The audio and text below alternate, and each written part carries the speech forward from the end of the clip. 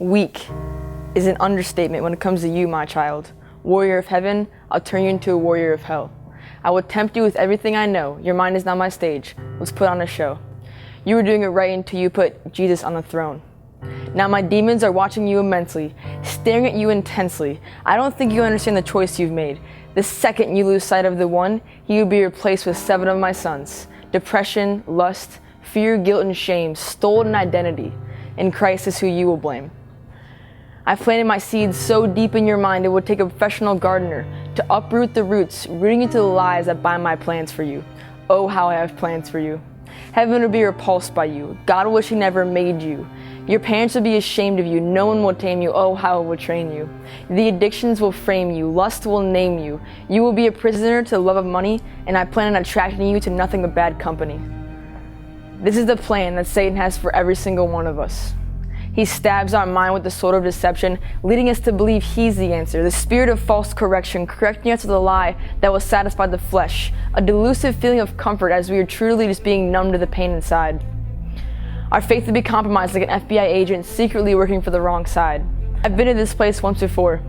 I've been held in the enemy's camp for ransom, not allowing God to take the hurt I welled up inside. Then I became blind, but 7 times. If only you could see my past, I mean my back. Just by the scars, you would know how much I was enslaved to sin. Crawling on the ground, reaching out for Christ, being whipped and knocked down. 1 more time, turned into 2, then 3.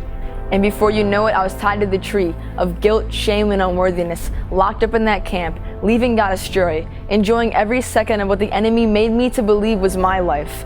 But God says no. You were bought with a price. So who am I to focus on my scars in my life when Christ died as a living sacrifice, beaten, bruised, and nailed to sin so that sin wouldn't have to bind you and me, being thrown to the pit of hell, separated from his father, crying out like a lost little boy in a grocery store, "Daddy, where did you go? Why did you leave?" But Daddy couldn't come back. Daddy had to turn his head so that you and me didn't have to live the life that Jesus did. Perfection at its finest, with no sin. Something that is impossible to men, dying a death that we should have died, being eternally separated from the author of the sky, stealing the key to hell and rising again on the 3rd day. Swag, this is the reason we are celebrating. It's Good Friday. No, it's Great Friday. Let's not take this lightly. Eternal life should not be guaranteed, but not only is it guaranteed, it's free. So I stand here, leaving you with the good news that it's not what we do, but it's what Christ does inside of you. He is risen. We don't have to let the enemy run the show, nor focus so much on the enemy we lose sight of what Jesus did 2,000 years ago. Instead, we focus on God. We grab a hold of the truth.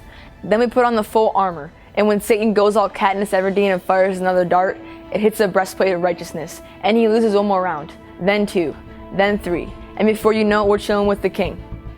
Once we truly internalize what Christ has done for us, there's no going back to those deceitful lies. You have been set free. So live it. You don't have to be in the enemy's camp anymore. But no, you can knock it out on your own. You need to let God run the show. And I promise, once you let that last little ounce of hurt go, the true meaning of the resurrection in your life will show.